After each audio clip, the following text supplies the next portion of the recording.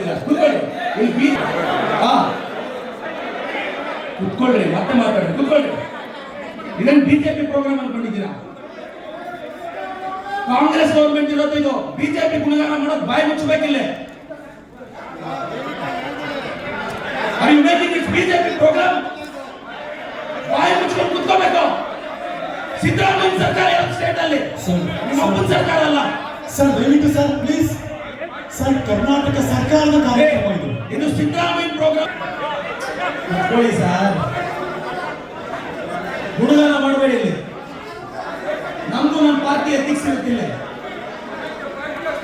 ರೀ, ಅದಲ್ಲ ರೀ.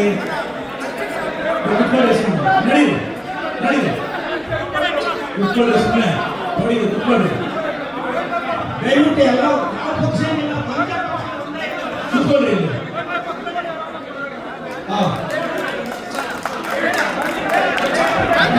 ಸರ್ ದಯಮಾಡಿ ಸರ್, ನೀವು ಸರ್ ದಯಮಾಡಿ ಪ್ಲೀಸ್ ಸರ್, ನೀವು ನಿಷ್ಪಕ್ಷನ್ ಗುಣಗಾನ ಮಾಡಿದ್ರೆ ನಾವು ನಮ್ಮ ಪಾರ್ಟಿ ಗುಣಗಾನ ಮಾಡಬೇಕಾಗುತ್ತೆ. ಸರ್ ಸರ್ ದಯವಿಟ್ಟು ನಿಮ್ಮೆಲ್ಲರ ಗಮನಕ್ಕೆ ಕರ್ನಾಟಕ ಸರ್ಕಾರದ ಕನ್ನಡ ಮತ್ತು ಸಂಸ್ಕೃತಿ ಇಲಾಖೆಯ ರಿಕ್ವೆಸ್ಟ್, ಯಾವುದೇ ರಾಜಕೀಯ ಪ್ಲಾಟ್ಫಾರ್ಮ್ ಅಲ್ಲ ಇದು.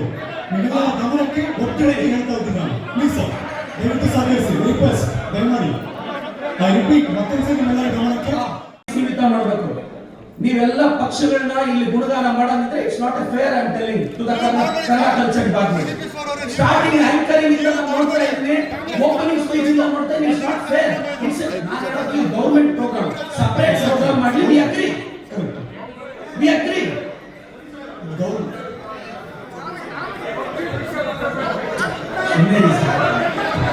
ಹಲೋ ಪ್ರದೀಪ್ ಈಶ್ವರ್ ಅವರೇ, ಒಂದು ನಿಮಿಷ.